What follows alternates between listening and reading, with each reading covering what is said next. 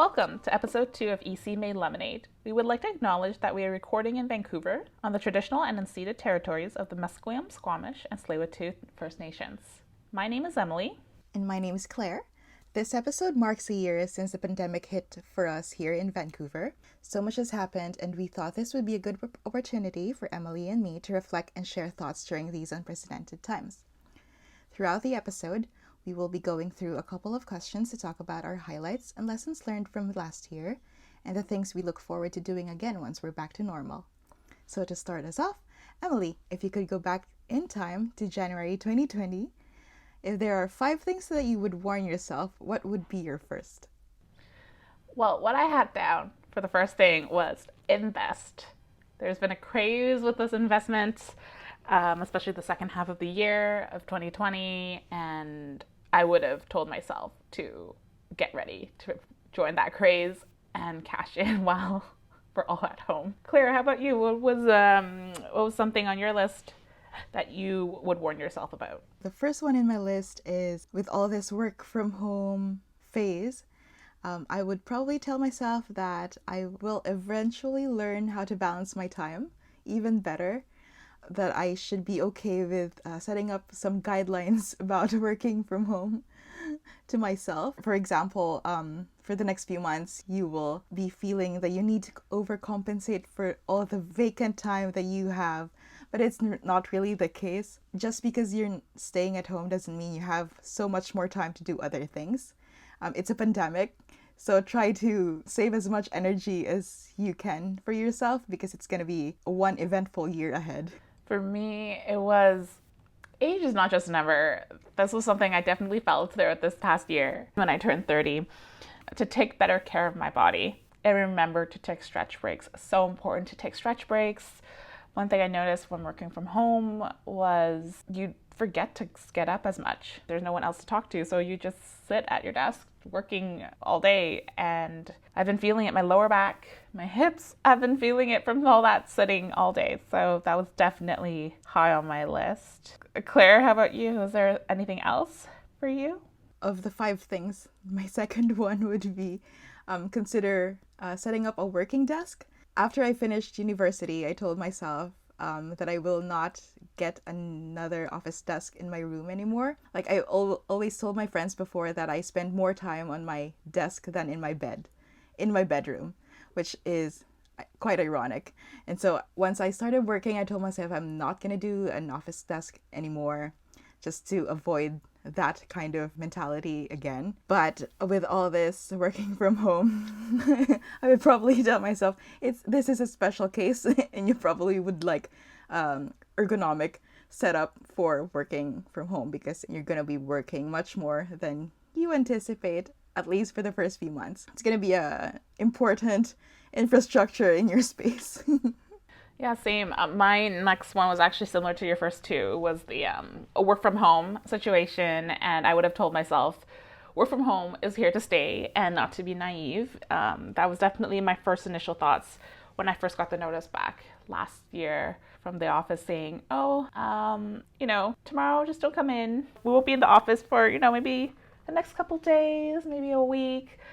There was no official timeline, but we all thought we'll probably be back in a week or so. And a week turned out to be 2 weeks, turned out to be a month, turned out to be months, and now we're like at the 1-year mark. So definitely, if I wrapped my head around this work from home situation at the beginning, probably would have been able to accept it a lot easier. Plus, again, getting that home office set up ASAP. If I had given myself a heads up knowing it would be over a year we'll be doing this, I would have been like, okay, first thing was on the list, getting everything.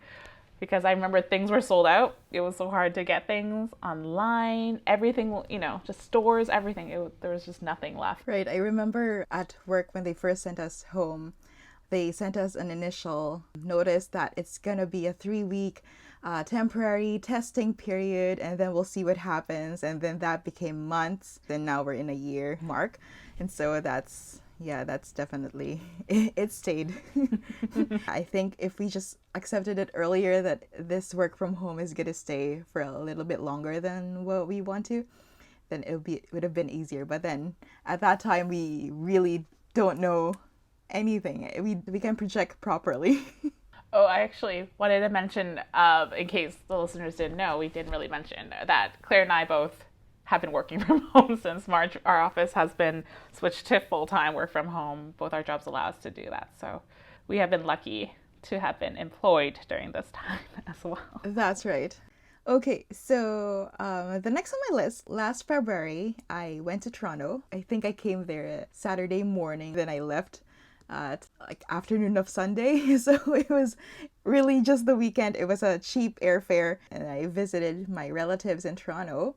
I saw my nieces, and if I can go back to January 2020, I would probably extend that weekend trip, because little did I know that that would be the last time that I would see my little nieces for quite a long period after. Actually, this was on my list, but speaking of my last trip before the pandemic, that was over the holidays. The December 2019, I went to Vegas for a couple days with some friends, and we never thought that would have been our last trip. So, wow, memories.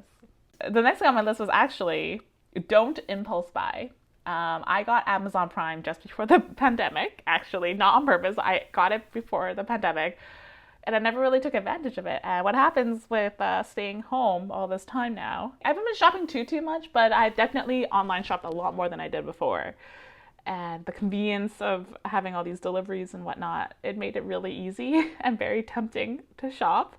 I don't think I regret too many things I bought so far the past year, but definitely would have told myself maybe control myself, and if it's really not necessary or not that important, or to not even small ticket items, to tell myself maybe I don't really need that item, and even though it seems like a fun thing or whatnot. So tell myself to control my spending a little bit, just because right now is a great time to start saving, and I should focus more on that. Hence my first thing when I mentioned about investing, I would have told myself to save and invest more, and use this time of being at home more and going out less to start building up my savings. So that's definitely something I would tell myself. Claire, how about you? What else is on your list? Right. So just as context, when Emily and I were preparing for this episode, we asked each other to write down our list, and eventually later, as we get closer to our recording date, we would put our items on the list. And so right now we're actually looking at it. And I was lying when I said my second to the last was my Toronto trip. But I have another item before my number 5, which is, if I could tell something to myself in January 2020, is that you will gain a few more pounds in the next year, but that's definitely okay. It has been a good year for me in 2019, staying healthy and whatnot, but all of that was just out of the window as soon as the pandemic hit. It was not in my priority list, and I was okay with that, but if I could just give myself a heads up as well that it's bound to happen, then that's what I would do. Agreed. Totally. And looking at number 5, it seems that we have similarities, and so I'd let you go for it, Emily. So for us, number 5 was to start a podcast with Claire. So actually, it was a year ago today that we probably, almost a year ago today, though we actually met in person at my place. Claire and I sat down finally saying, let's jot these notes down. We've been talking about starting a podcast for over a year, and I think we actually had our in-person planning session just before the pandemic, and we met and we jotted all these notes and ideas down, and then we really never got to it. And so I would have told myself, this is a great time now that we're home to start getting that podcast going, and we started planning and actually making all this happen a month ago. And while we were preparing, getting everything set up, thinking we have all these unique ideas, and our podcast was unique, and as we started getting our logo and branding started setting up, and we realized, I did one quick search, not before we got everything set up, but right after we were about to get all the designs going, and I did a quick search and I realized, our podcast right now, EC Made Lemonade, was not the initial name that we wanted. And when we searched online, the previous name we were actually going to use, it turns out actually that podcast already exists, with some 2 other hosts. And they started, I think, in the summer of 2020. So if we actually started early in 2020, we could have had that title that we wanted to use. But alas, it's okay. We like EC made lemonade. So that is fine. That is us. It actually is nicer. This, now our new branding actually matches more with us, our personalities, and people will get to know us better. So, thoughts, Claire? Yeah, I remember we were talking about this probably late 2019. So we were doing a Japanese class together. And Yes. then we were looking for like side creative projects, and then we thought, oh, maybe we just do a podcast. We like to talk. And then we met, I think it was January. We were just brainstorming for themes and topics and how we'd go about it. We had so many grand plans, like for summer. Yeah, some of our ideas were actually from a quick little drive when we drove down to Seattle a little together too. Right. We had one little road trip, day trip out to Seattle, and we were just talking. We were talking. We had a great time. We just mentioned actually a lot of these topics are great discussions, and actually they're all topics where we learn through experience. And we were saying how it would have been nice if we had someone to talk to us about these topics too. And so we had all these ambitious ideas for our podcast that we delayed quite a bit actually. Yeah, I already forgot about that drive to Seattle. It was a foodie trip, which we hope to do more when we are able to. Yeah. So let's move on to another question that we were discussing. So Claire, what would you say was a highlight of 2020 for you? So it could be favorite moments, important lessons learned, any specific milestones or whatnot that happened in 2020 that really stuck, came to mind. Basing off of our top 5 list, as an introvert, one of my highlights would probably having the normalcy of gaining your own bubble, and as well as wearing a mask. I have a quite weak immune system, so I appreciate that people are wearing masks now. What about you? For me, the top one on my list would be the work from home life, getting used to that. I've never worked from home before. My previous jobs, never had that opportunity or needed to do that. Slowly gotten used to it. There's been up and downs throughout the year, but finally getting a hang of it, knowing how to manage this work from home life. And one thing definitely from this was I've become a lot more comfortable being on camera and seeing and listening to myself because of all these Zoom meetings and FaceTime calls, personal calls and whatnot. And so that was something I really didn't like before. I did not like to see myself on camera. There weren't many options, many opportunities to see myself on camera. And so when it did happen, I really did not like that. It was just a little uncomfortable because it's not like something you would do normally. It's not our occupation to be on screen. And I also hate voice recording my voice. I really didn't like to listen to myself. But I think there's quite a few people who don't like that. If it's not normal for you, it's just a little weird and awkward to listen and see yourself on screen. But I actually have become a lot more comfortable. And so hence this podcast has been pretty great. I'm like, oh, I'm totally fine with it. Let's go ahead. So I think that's definitely something that I'm quite proud of myself to be more comfortable in my own skin in that sense, being on screen and on audio. And how about you, Claire? What's the next thing on your list? Speaking of the virtual space, one of my highlights is being able to connect with other people online. Before, when I meet people in person, it's nice, but it's also, it takes a little bit of my energy, I would need to recharge. But for these virtual calls, say 30 minutes, sometimes an hour, that's just enough for me, and I find it really meaningful. And as virtual hangouts are the thing for most people now, I am able to meet with friends abroad more frequently. Before, we weren't so keen on having video calls, especially with the difference in time zones. It felt awkward and it was more of a hassle than anything. But as it's become more common now, we're more open to doing it, and it's actually made it more fun for us. We are able to do things together we wouldn't have been able to do before. For example, every now and then we will watch films together and just catch up after. You're next. For me, this is more of a thing that happened in the news, sort of, for me. The US presidential election was definitely a highlight of 2020. It was insane. Context, I was a political science major back in university, so I'm very interested and fascinated by elections. And the American politics has definitely been a roller coaster ride the last couple of years. And this election, I was definitely anticipating because I wanted to see, what the outcome is. As some of you may or may not know, Canada is definitely very affected by whatever's happening in the States. And so I was definitely having my eye on the whole presidential campaign And when that election happened, never in my life, I think never in history, has there been such a crazy election results timeline. I don't think anyone's ever heard of that, like this kind of thing, taking days and days to count votes and deciding on a president elect. And wow, how close and tight that race was. Really, definitely. I remember that night I was trying to watch those results and how there was no result after that first night. And it definitely gave me anxiety that whole week. And so I think I'm never going to forget that moment of how crazy that 2020 American election was.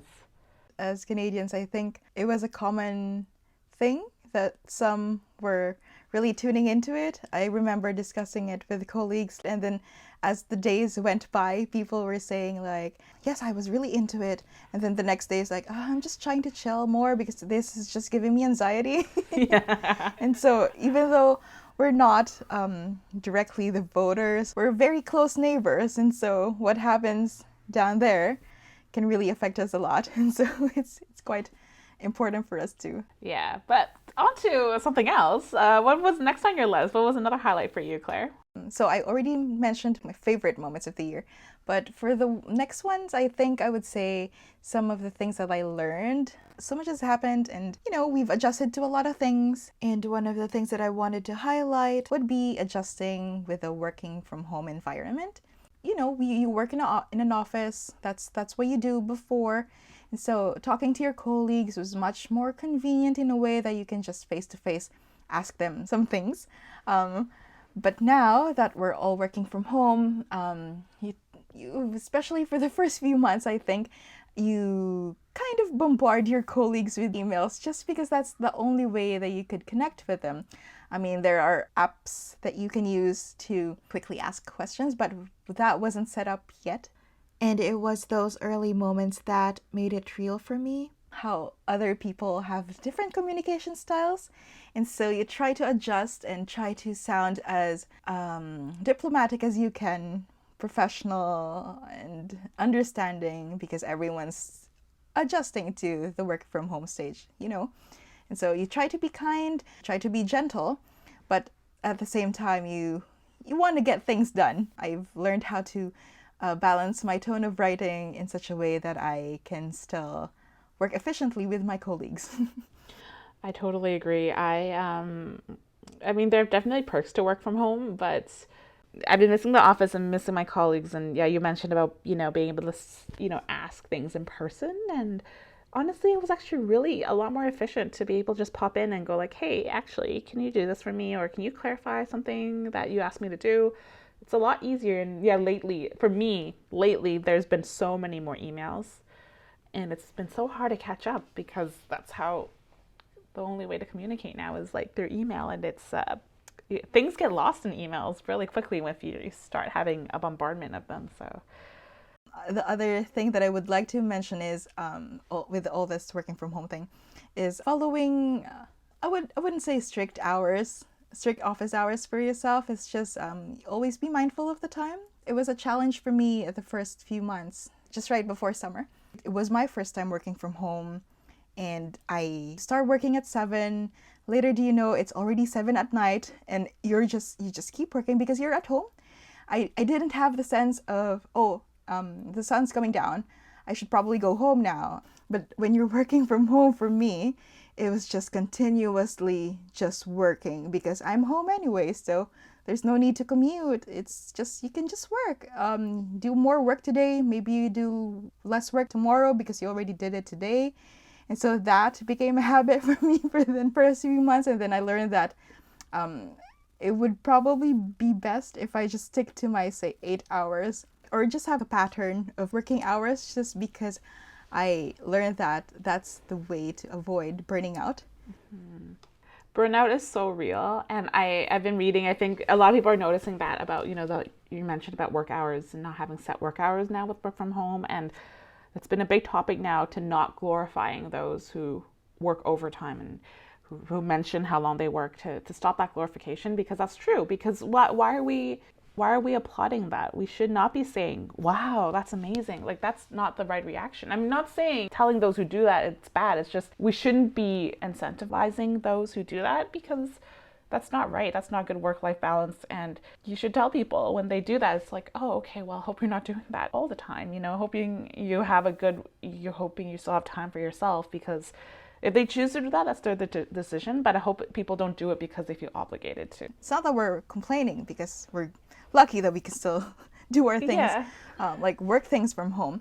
And it's not for everyone. It's just that's how we prefer to handle our work-life balance, because that's our values.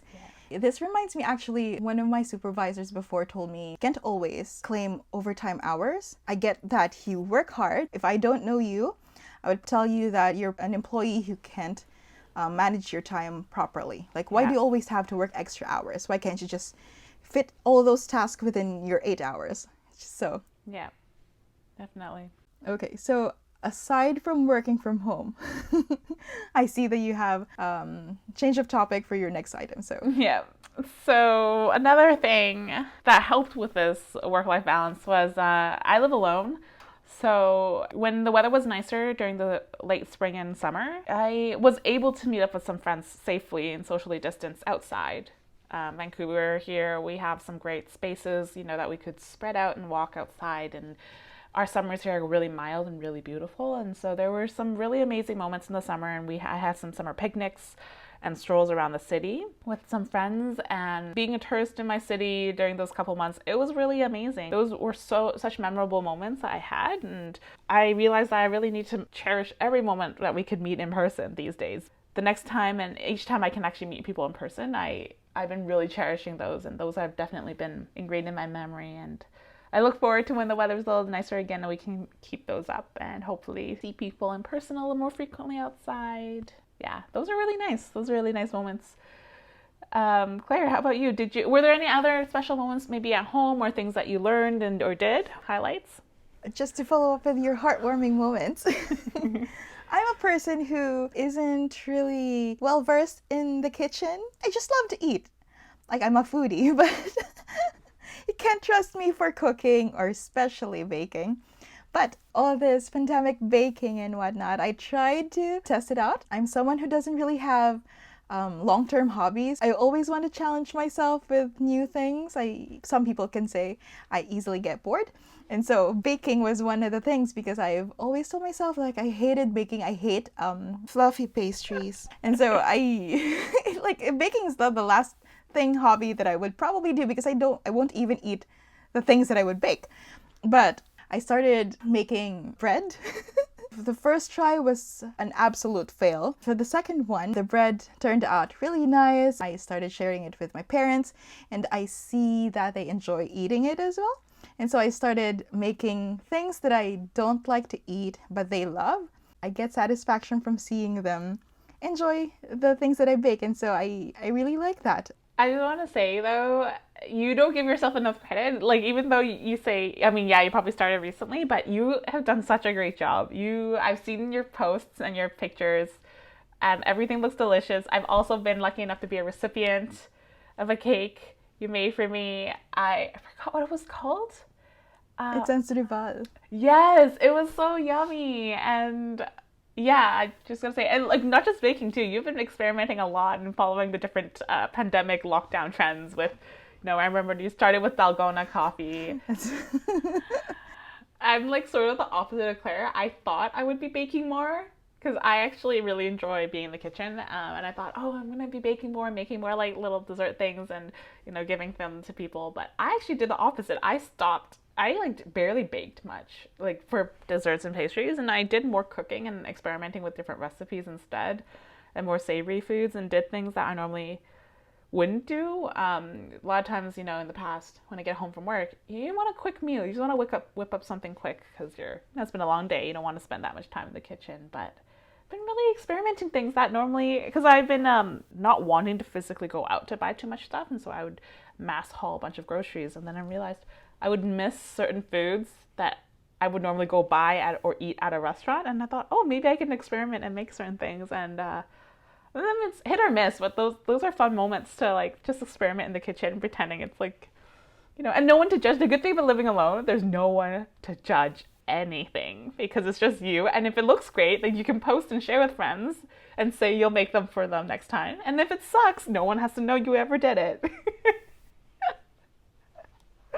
That's true. I think it's just, well, I like the way you use experiment, because that's probably how it worked for me for baking. Because I didn't one day just wake up, oh, maybe I just want to bake.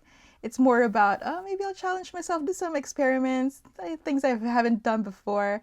Okay. So going back to our list, what would be your second to the last one? For me, so Claire mentioned all the baking she did. And for me, I discovered my new love for plants. I'm sure a lot of people have been I've been doing the same throughout the pandemic of buying a lot of plants and gardening and flowers and whatnot. And so I can't have flowers at home. I have allergies and hay fever, so I'm allergic to pollen and whatnot. So I don't ever have flowers around me. But plants was another thing. I never really had any at home growing up, and even in the office, I never really had office plants. And I have a lot of colleagues in my office that are big plant aficionados and they love it. And, while I was in the office, I think I got 2 plants. There was a plant shop beneath our office, and so I bought 2 plants to add to my desk. When the pandemic hit, I made sure to go rescue them from my desk, and I brought them home. They were doing all right, but then eventually they didn't survive. They're no longer with me in my home. But what happened was, because I live alone, I have no pets as well, so I really wanted something that I could take care of, but also didn't take too much time and effort. And I realized, oh my gosh, I found this new love for plants. And I went from someone not knowing plant names or anything to becoming someone who did research, trying to find the plants that are hardest to kill and requires very little water. And I went a little plant crazy. Every time I saw a shop that sold plants, I would probably go buy a plant at home. And it grew and grew throughout the spring and summer. Like, I had so many plants. Not all of them survived, but now that it's the new year now in 2021, those that have survived the fall and winter, they're doing well. And I know it's spring now because there's new growth, and I'm getting all excited. And so I'm being a proud plant mom now these days. I'm not saying I'm an expert, but I think I've definitely learned a lot about how to take care of different types of plants throughout this past year. And I'm quite proud of myself. And I'm looking forward to be getting some more plant babies now that spring is coming. So how about you, Claire? Yeah, I could definitely relate to that. I think it's one of the major trends that people were doing over the pandemic. It's getting plants, redecorating, and much like everyone else, my family and I were very notorious for not being good with plants.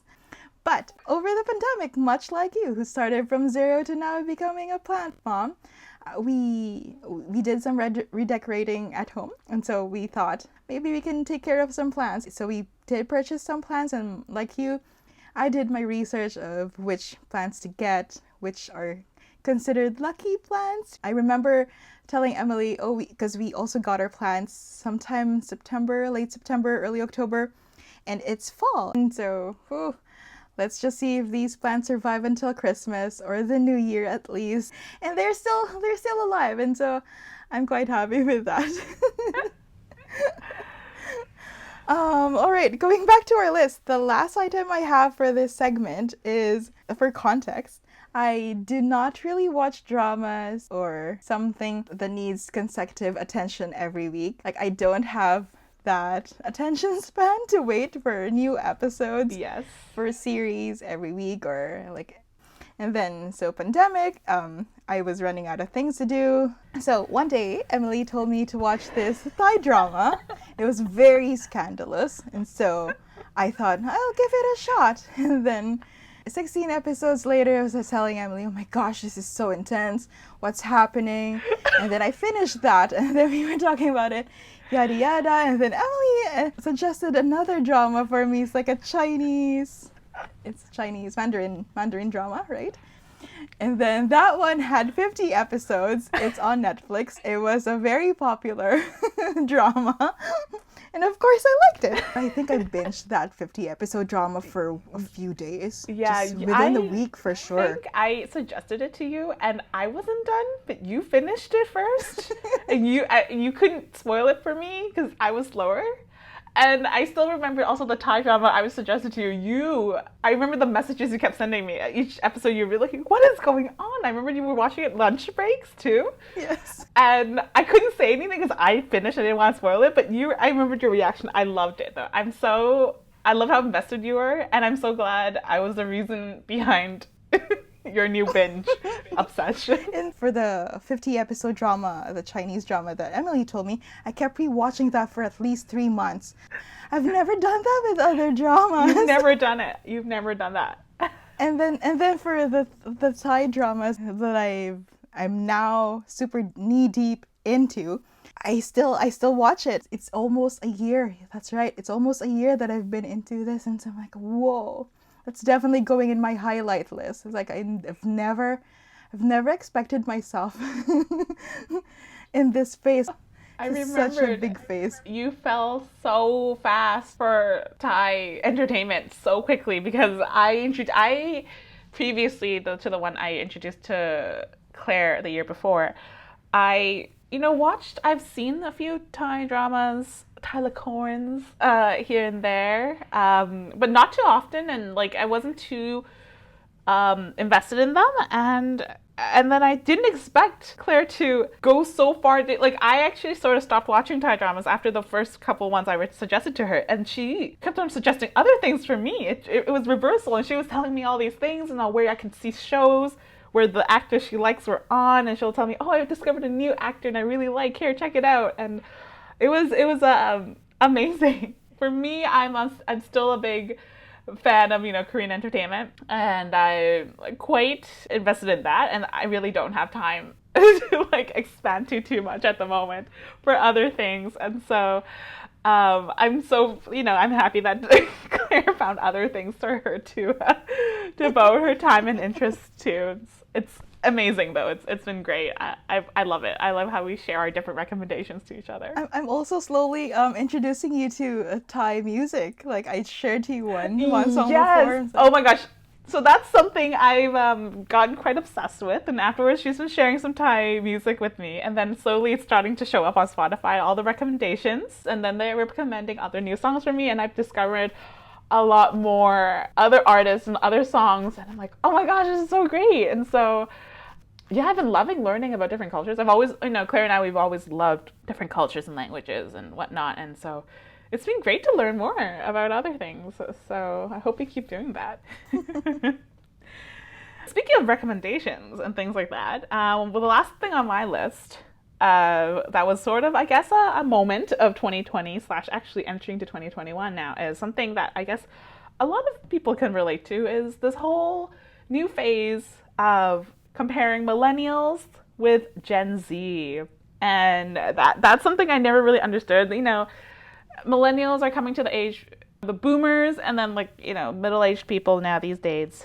They always blamed a lot of things on millennials and thinking that we're young kids who don't know how to save and spend money, and they blamed a lot of things on millennials. But a lot of people don't realize millennials are aging.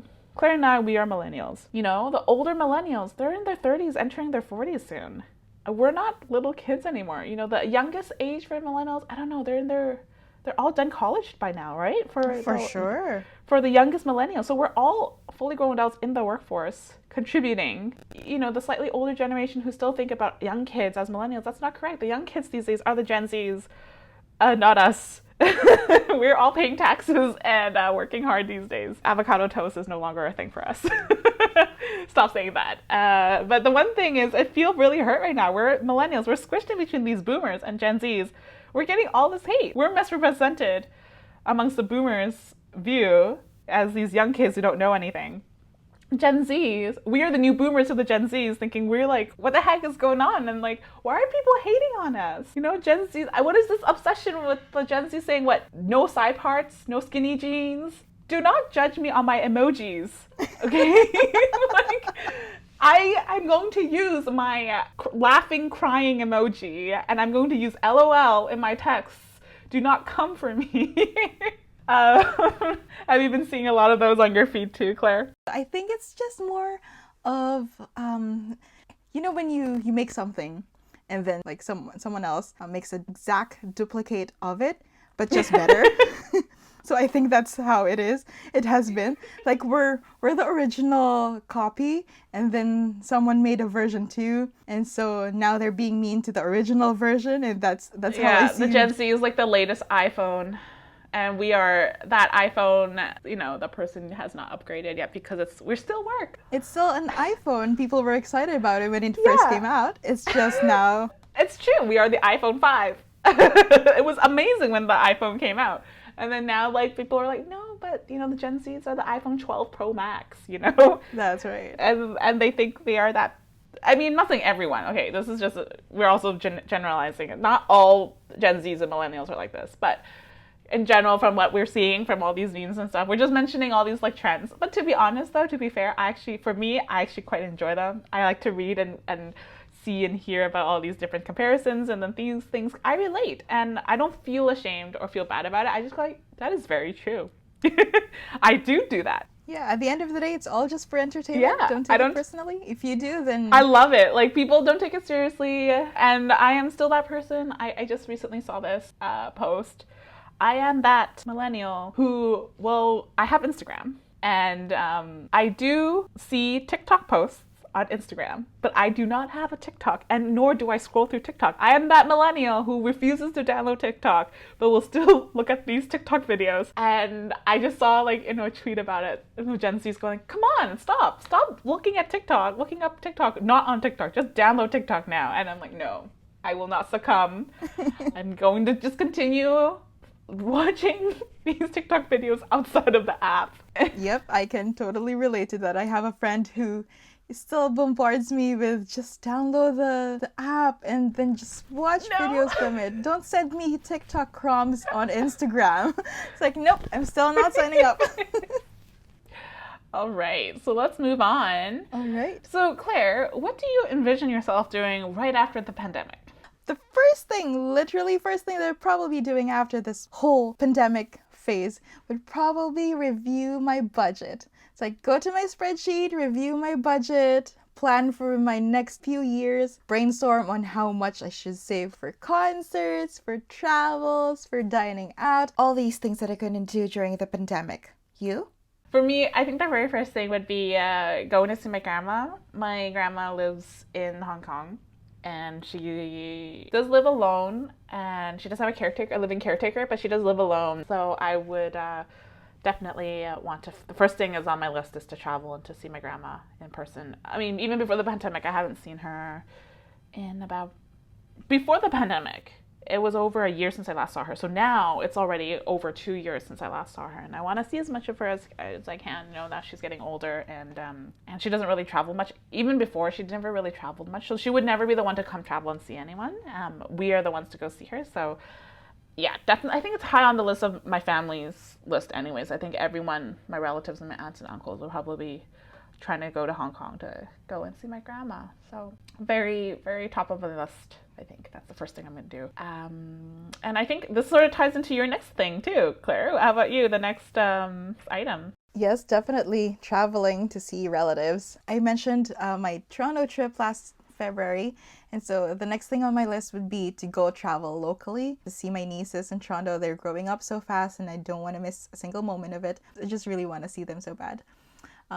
And also go to Asia. Now that I'm so into Thai entertainment, I probably want to go to Thailand now. Yeah, so similar. So besides visiting my grandma in Hong Kong, definitely using my vacation days on a nice long trip. It doesn't, preferably probably flying somewhere, but it could be any trip. But I actually planned a 2-week trip to Korea right before the pandemic. I think it was January 2020. I booked my flight. I was supposed to fly to Korea with a friend in October 2020. 2 weeks. It was going to be a great trip, a nice long trip. We were going to rent a car and do a little road trip in Korea. Even though I've been many times, we were so excited. I was going to blow most of my vacation time there. And then, of course, the pandemic hit. And you know what? I mentioned about being naive and not knowing how long this would last. So I thought, you know what? October is a long time away. At the time, it was I think February, March when it first hit. The pandemic And then I thought, October's a long way, and I think 6 months would be a good enough time to get all of this under control. Oh, little did I know. I dragged on, it got worse, and so I canceled my trip in the summer. I need to make that trip happen again. Even a road trip, just taking a car and driving anywhere would have been great. I think I mentioned I went to Vegas. That was my last trip in December of 2019. We took a car out. We rented a car and we drove out to Death Valley, and that was amazing. And I'm so glad we did a lot of things during that Las Vegas trip. We tried our best, and no regrets. And that really, I really want to go on a nice little road trip and drive around when it's a little safer. So, what else for you, Claire? What else what's high on your list when you're done with this pandemic? Just to mention as well, because we had similar October Korea plans. I had friends from Asia, friends from the States, and I were planning to go meet up in Seoul and spend Halloween there. We all had these grand plans, like we would rent out a big space for us. And then the pandemic hit, and so I forgot about that. We were gonna meet up. We said we were gonna meet up. Yeah, I booked for the trip the last 2 weeks of October. I was there for Halloween too, and we said we were gonna meet up because more the merrier. With especially in Korea, the food is so great, but in such amazing portions that the more people means more things we can share and more things we can experience. And yeah, that never happened. Well, I think we also mentioned that during our January planning, like podcast planning, that we would meet up, do an episode while we met up, like in Seoul, like of all places. And just one of the grand things that we mentioned we would be doing. But that could wait. We'll wait until it's totally safe to travel. My next one in my list is to dine out. So I'm a foodie. I just miss dining inside a restaurant. For me, dining out, sharing meals with other people, friends, that's how I connect with them. And so for that opportunity to be taken out from me is just a change. But that's definitely one thing that I really miss doing. Just dining out safely. Yeah. This actually ties up to my next thing that I wanted to do right after the pandemic, which is meeting up with friends and throwing little house gatherings. I totally miss my friends. I don't have a huge group, but those that I have, they're really good friends, and so I've missed seeing them. Virtual phone calls and screen time, that doesn't really make up for in-person conversations and hangouts. And just having a nice little game night at someone's house. It just, it could be 2 or 3 friends, that's it. And then you just sit in someone's house and talk for hours and hours and over some good food and games and chat. I really enjoy staying in, but staying in with having the opportunity to invite people over is a big thing for me. And that's sort of my social life. I don't go out much. Claire and I, we don't do the whole partying thing, and that doesn't really interest us, but we just want to hang out with people we really like. We don't need to go meet up with strangers in our personal space. It's more like we just want to hang with people we like. And I can't wait till we can have house gatherings again, and when it's safe to have people over. And then Claire and I can meet up again. Yes, I definitely miss watching concerts at your place, just marathons. Yeah. Speaking of which, you should mention the next item on your list. The next one in my list, I now have a new bucket item because of the pandemic, and it is to go to a music festival again at a foreign country. So I did that once, and I thought I was too old for that. I'm not going to do it again. Too many youngsters for me to handle. It's like, no. But after all this staying at home, I kind of want to experience it again, but probably just choose a more appropriate music festival for me. So this ties me back again to my Thai entertainment fangirling mode. But they have this biggest outdoor music festival. I've heard it's the biggest in Asia, and I think it's for 2 days. And the artists that perform there are the most popular ones, but the crowd isn't too wild. People just respect their own spaces, and I kind of like that. That's for me, and so I'm quite interested with that. Yeah. That's also similar to mine as well. One thing for the listeners is Claire and I, we went to so many different events together. Claire and I, we're like each other's event buddy. We have a lot of overlapping interests. So, for example, concerts, Claire mentioned. We have similar tastes in music, and so if there's an artist coming to Vancouver that we both like, we always try to be each other's concert buddy. So I can't wait till we can do those again. We went to so many events, so many events together.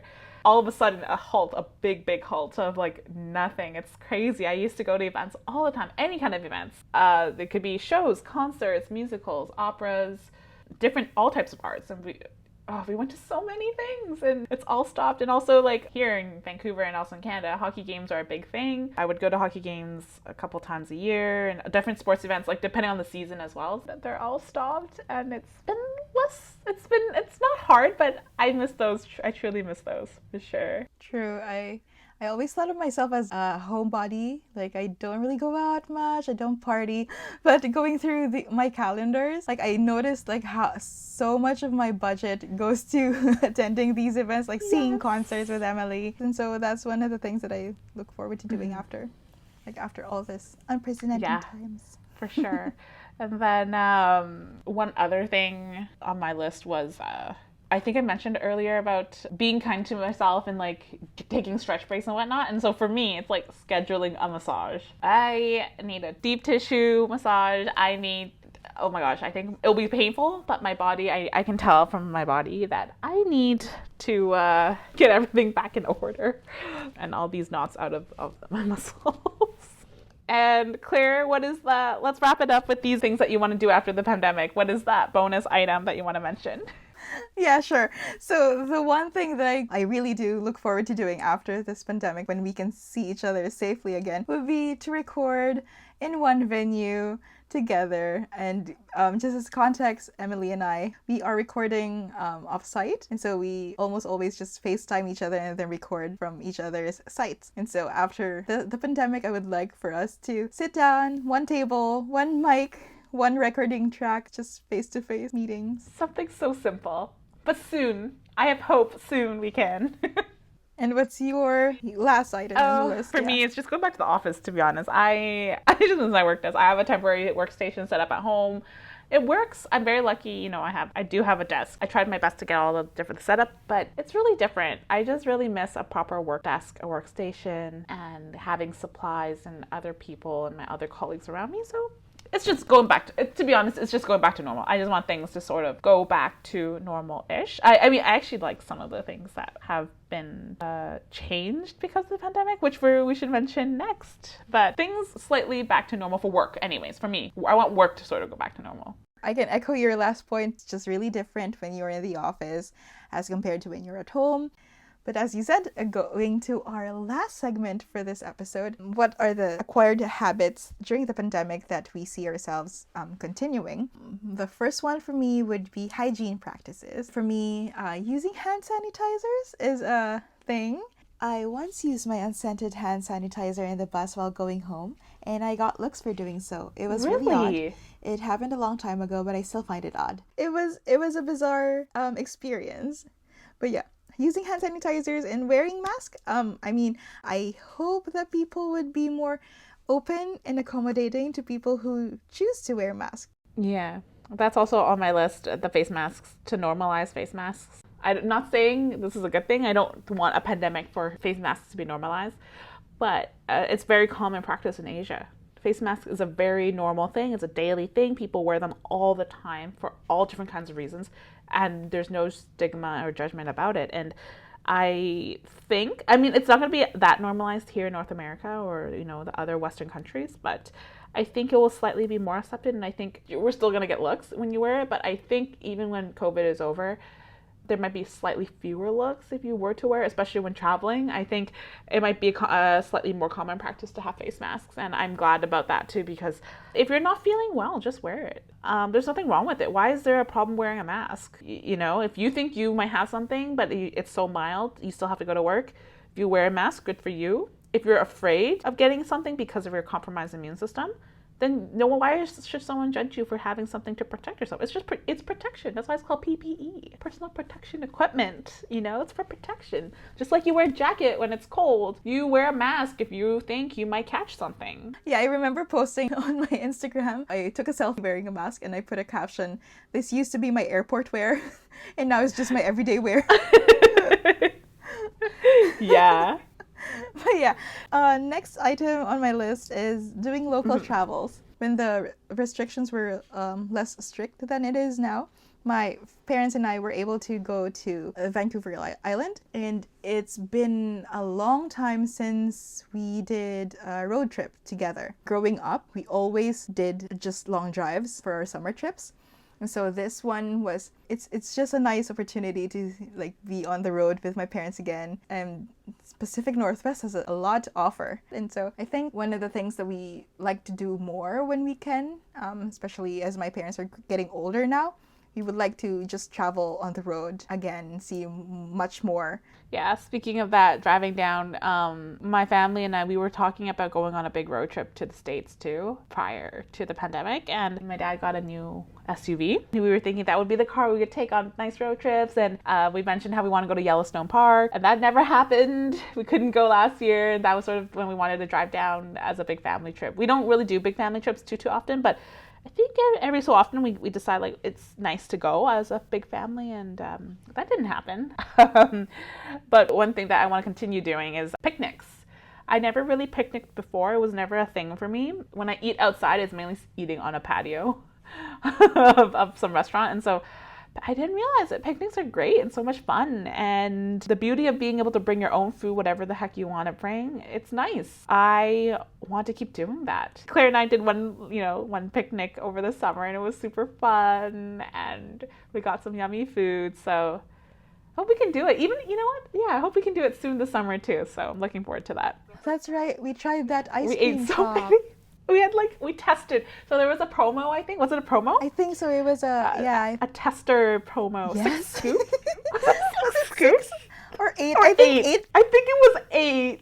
So they had this promotion, this ice cream shop. It was delicious, by the way. And there was like this really nice ice cream shop with really unique flavors. And we wanted to try. So we purposely picnicked at the park nearby. And I remember Claire picked up some jjajangmyeon on the way for our dinner because I really wanted black bean noodles. I haven't had in a long time. We ate that, picnic. And then we wrapped up. We went to the ice cream shop and got this promo. You can try 4 or 6 different single scoop of flavors of what they had. So we got 8 scoops of ice cream after eating black bean noodles. It was the most ice cream I had ever, but they were also delicious. I don't regret that. It was so much fun. It was a beautiful, sunny, warm summer night. I hope we can do that soon. Yeah, so we were trying to be as safe as we could. So we did that picnic, and then we wrapped up, and then we went for the ice cream shop. And now, because we don't have our picnic set up, we had to finish we had to put our picnic by my car's trunk and just eat ice cream standing up while like I was on the other side of the car and then you were on the opposite side of the car. It was so much fun though. That was such a great time. Like we tried to take selfies and we were standing so far from each other. It was so great though. I loved it. It was so much fun. See, I remember that. That was a highlight for sure. But speaking of that though, we were socially distanced, and I hope socially distanced also becomes a thing even after the pandemic, because I really like my personal space. I mean, besides concerts and things, those are a little harder because those are sort of preset seats. But if there is space, please socially distance. This is what I wrote. I said, please stand away from me in lines, please. I do not want you to be breathing the back of my neck. I do not want to know you're behind me. If I wave my hands around, I should not be able to touch you. Even if you can't say 2 meters, you stay a meter away from me. Whether you stand 2 meters away or 1 feet behind me, you're still the one behind me. You are still next in line. Don't worry. Just because you're socially distanced doesn't mean you're not, no matter how close you get, you're not going to be getting to the front of the line faster. There are still people in front of you. So people just chill, just relax. And I think this also ties up with you too. I think, yeah, that was one of my highlights. Like, one of my favorite moments for the last year was just to have my own space on lineups. Good. Not having, like, someone super close by, like, behind you while you're paying or you're, like, entering your PIN at the machine and someone's so close behind you. It's like... The next item on my list is I hope that this like symptom self-checks would continue. Being okay with reminding people to stay home if they feel some symptoms. Sometimes it's a big ask because people need to work. It's just, if you can avoid it, like, just please stay home, recuperate, and be well the next day. I think one thing, though, is to help better with that is it would be really nice for the workforce to normalize taking sick days. And there's too many workers who go to work sick. And it's not usually the worker's fault, right? They just think there's no other choice. They just have to go to work. And if employers can recognize that sick days are important and to allow those, we're lucky enough to have a really nice health policy where we have sick days, quite a few. But there's a lot of fields out there that workers, they're essential, or there's just not enough workers, or they're not lucky enough to have that policy. So I really hope these enhanced better work policies for sick days become normalized and written into like permanent work contracts and things like that. Definitely. Another thing on my list would be, I'm not sure how often other people see it, but for other countries or cities, for those who are open to doing events safely, they still do temperature checks and whatnot, and I kind of want that. I'm not sure how that would affect other people's privacy or their sense of person, but that would be something that I would also welcome. I agree. I highly agree. I think temperature checks should be a thing. For example, after the SARS pandemic, I think that was over 10 years ago in Asia, specifically Hong Kong and China, they have these temperature checks when you arrive. I think in Japan. So basically, a lot of Asia from after these scares of different pandemics and the swine flu and whatnot, they slowly enacted all these temperature checks everywhere. Yeah, it's just one of the things that I would prefer to see in the future, more in the future. I mean, not everyone may like it, but it's one of my preferences. Another one in my list is my personal projects. Now that I am kind of a baker, like I bake things, that's something that I look forward to doing more now. In line with personal time, I also have a list of Thai dramas and movies to go over during my downtime. It'll be interesting for me to find out until when I'll be in this space. I also have a stack of books that I'd like to revisit as well when I'm off my screen. And this reminds me, speaking of off-screen times, over the pandemic, I've also developed the habit of creating offline periods. I absorb so much information online that it feels overwhelming at times, and so I try to do a social media detox once in a while. Like there were times when Emily would go, "Are you back online? I don't see you." Yes, I have to give props to Claire for that. I have really bad self-control, and Claire has good self-control, to me anyways. And so these social media detox and like communication detoxes, I'm like so proud of her. Like I've gotten used to it. I know how it works. So like we're always in constant communication, especially with text and messaging. But when I know she doesn't respond to me right away, we always respond really quickly to each other. When I know within the day she doesn't respond, then she's probably on another one of her offline times, which is great. I love it. And then I just give her space. And then when she's back, she'll always tell me, "I'm back." It's always great. I have no self-control. I can't do that. I'm always, whenever I get a notification, even if I can ignore it for a couple hours or a day, I have to get back to it. But for me though, personal projects, I have so many little things I wanted to do over the pandemic, which I'm so bad. I said I wanted to do some knitting and crocheting, and then I got needles and yarn. I never really got to that. But I think these podcasting things, we have so many like ideas, Claire and I, about how to like expand our reach and also different things for our new little branding project. So hopefully I can put that creativity to work and we'll expand more. For me, also, I mentioned no self-control. I also love to binge dramas and shows and things, and I don't see that going anywhere. The binging thing has nothing to do with the pandemic. I've always had that in me, and then I'm for sure going to continue that. One more thing, Claire, that we both have on our list that you want to mention as well that is a good thing that came out of the pandemic. So speaking of screen times, I just want to continue having more virtual calls with my relatives. FaceTime every day is welcome. It's like my downtime. It's my personal time to replenish my energy from tough day's work. And so I just really enjoy that. And more catch-up moments with my long-distance friends. Like I have friends in Manila who I watch films with online. This wasn't a thing before everyone else was comfortable with virtual calls, but now it's an activity that we do and it's great. I especially appreciate the effort when one of us has to try and find a moment to do these calls because surely one would have to wake up really early or stay up quite late. But it's all good and fun. I think it's a nice way for us to discuss films and just catch up in general.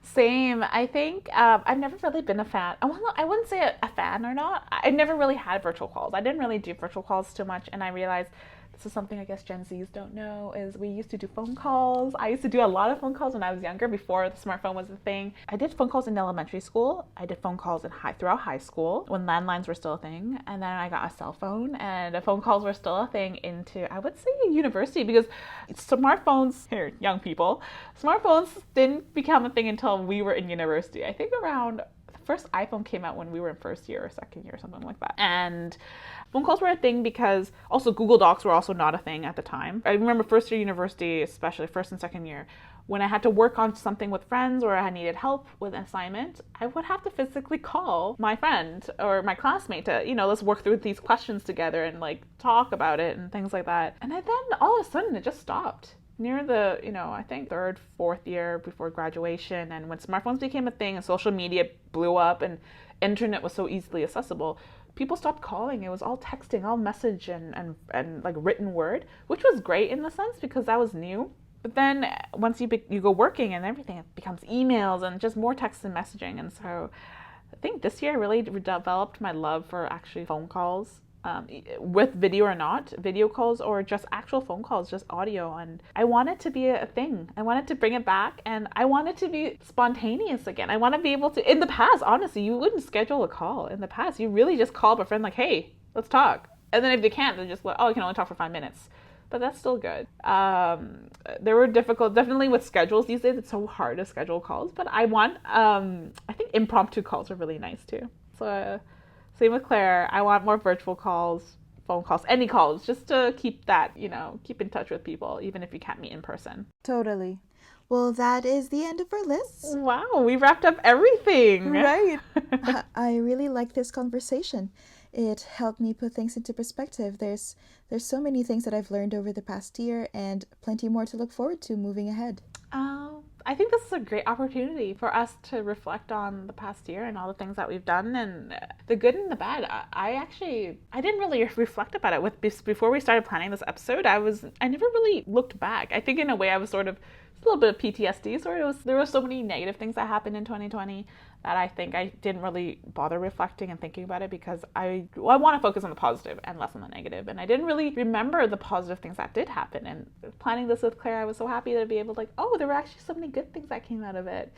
So hopefully it's 2021 now, that we can have another good year and try our best to make every moment matter. Right. And to wrap this up, I hope you enjoyed listening to this episode. I think it was a meaningful experience looking back over the past year and sharing the things we learned with you. We hope that you are staying safe and healthy. Thank you all for listening to us this time, and until our next episode, hopefully you guys can check into our next episode, episode 3, more to chat. Thank you.